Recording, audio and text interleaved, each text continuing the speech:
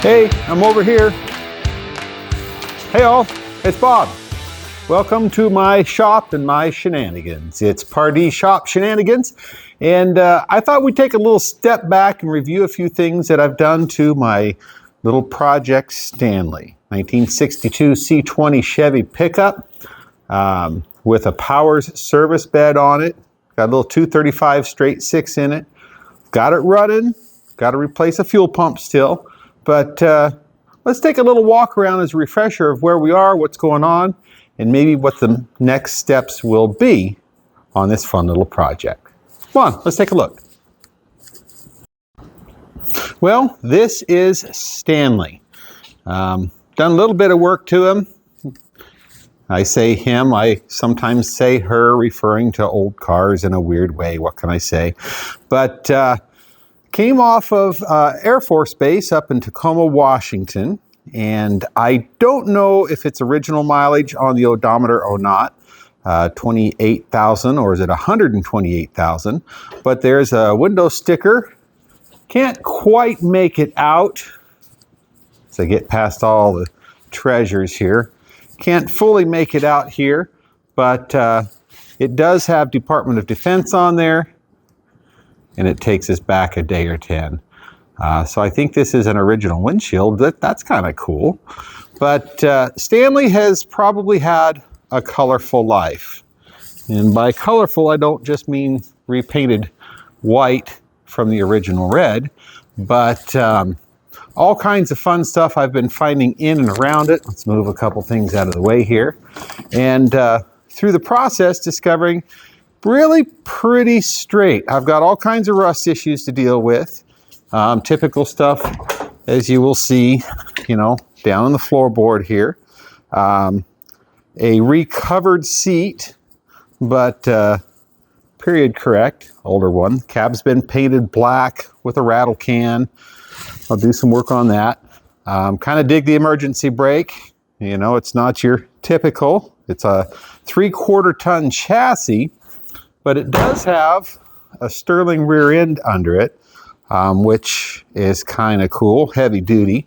Not that this little 235 straight 6 is going to do a whole lot towards braking it, but I like the proportions also. You know, I'm inside where it's cold, so you might not really see this, but we've got some nice wide tires in the back that are really filling the wheel well here, fender well. And I don't know, it's just an overall cool truck that needs a lot of work. Now, I'm thinking my next steps will be to, I don't know where to start. Probably get all of these service panel doors open. I've got a couple of them that are still wedged up. It'd be awesome to find treasures, but I'm not going to hold my breath. And then probably look at pulling this bed and setting it aside for a while. And then I can focus on cleaning up the frame, some suspension work, brakes. This is not going to be a full restoration. It might be a ratty rod, but right now I just want to make it all fully functional. I'm going to have a lot of work to do up on the roof here. One of the reasons I want to pull the bed off is to get good access to. I'm going to have to replace this roof. I've got some holes and rust that's pretty tough. And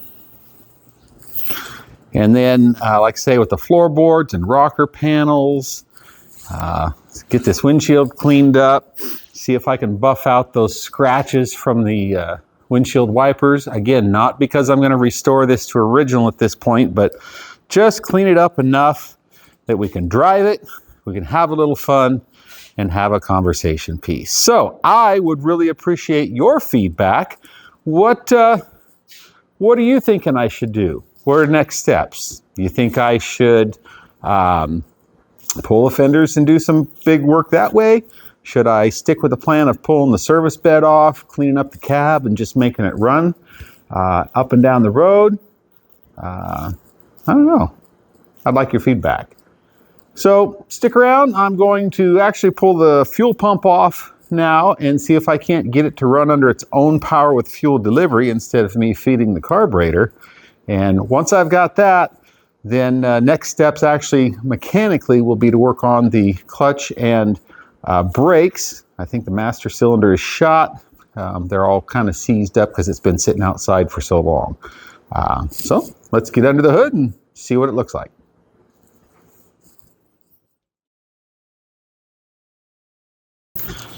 So far, working under here, we've checked compression, set the points and plug gap, set the timing. I've rebuilt the carburetor. I don't have a inline fuel filter just yet, about to do that actually as part of tonight. Do have it running, good compression, good spark. Altogether pretty happy with what I'm finding there, but I'm not getting consistent fuel delivery. So it's time to replace the fuel pump. It's kind of hard to see down here, but this is the fuel pump right down here. One line in, one line out. It is a mechanical fuel pump. Now in your modern car, if you turn the radio down and turn off your air conditioner and your heater and everything else, and you listen carefully, when you first turn the key on, you'll hear a slight little hum that goes away. Kind of a little zzz, and it's done. That's an electronic fuel pump that's pressurizing your fuel system at a higher pressure for fuel injected cars. This is a mechanical fuel pump, so it requires the starter to turn the engine over to pump fuel, to take it up through a line into the carburetor, so you can pump it. That'll squirt fuel down in through the intake manifold and cause the engine to run. In this case, the mechanical fuel pump is tired. Don't mind, this is my temporary gas can right here. Again, fully OSHA approved, so we won't have to worry about verifying any certifications, I'm sure. So tonight I'm going to pull off that fuel pump and put a new one on, and let's see if we can't get her running under his own power. Okay, so I have the old fuel pump out, and we're going to take a look at that in a minute, but I want to point something out. On a older vehicle like this, you're going to find the mechanical fuel pump is mounted. In this case, you can see right down there.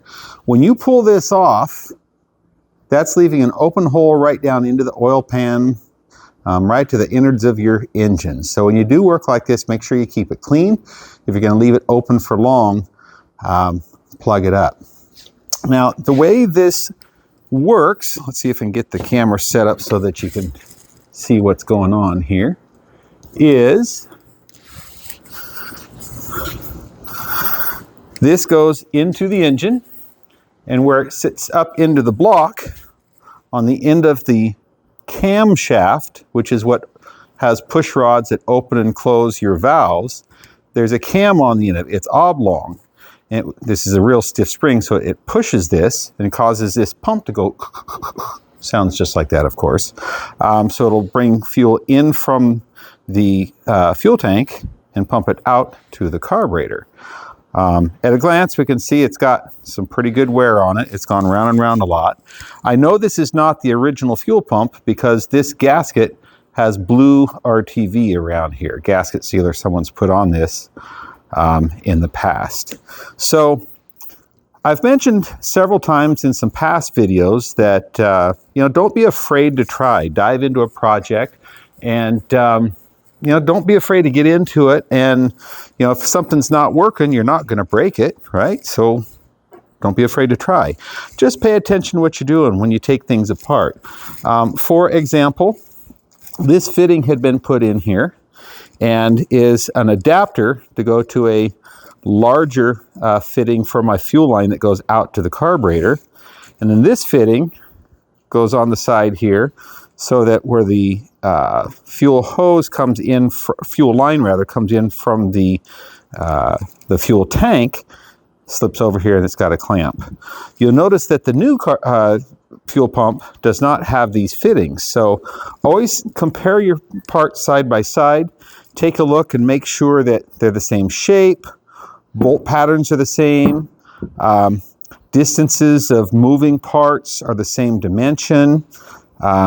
Layout of your intake and your outlet, look the same. Always make sure things look the same because you can go to the parts store and give them all the right information And their computer might tell them one thing, and you could get home and discover you have something different. One item to note, particularly when you're working with fuel or items related to fuel, do not put sealer in here. Okay, this is a tapered thread, and it's designed to seal up on its own. So don't put putty, don't put RTV, blue silicone, anything like that when you're working with fuel. All these fittings are designed to seal up on their own without doing any of that. Anyway, I'm going to go ahead and put this booger back into the pickup and let's see what happens. Okay, so I've got the new fuel pump installed. You can see it right down there. Sorry, this is a little shaky. I'm holding the camera by hand. I don't have one of them fancy whiz-bang gyroscope things to make it all steady. But you'll notice that, get the camera where you can see it. Right here is the fuel line that comes from the gas tank. And so I've got a temporary line hooked up to my OSHA approved quart size fuel tank, temporary. Keep in mind that if you do that, make sure that you put a clamp on here. You don't want it to be pulling air or it's not going to work like it should. And then I've also put in this very generic fuel filter right here. It's important to notice on fuel filters, they are typically directional. If you can make out that arrow right there, that's the direction that the fuel needs to flow. In this case, it's pretty obvious because you can see this is cone shaped. It's going to catch any particulate matter before it gets to the carburetor. I like putting on one of these on an old engine like this, first because they need a fuel filter, and second, I'll know in fairly short order if my fuel pump is happy and I'm delivering fuel up here like it should. So I'm going to have to crank it over a few times. Let me get some fuel up here and primed, and we'll take it from there. Well, Stanley's a runner. New fuel pump, fuel filter. Come on, Stanley. You can do it.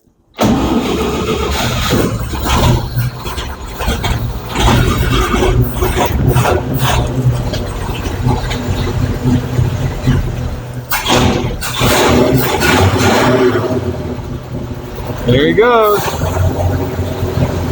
Smoking and a blowing like crazy.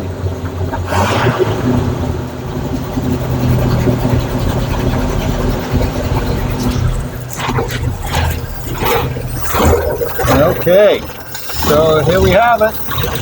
Problem is, got fuel puking all around here. But Stanley's a runner.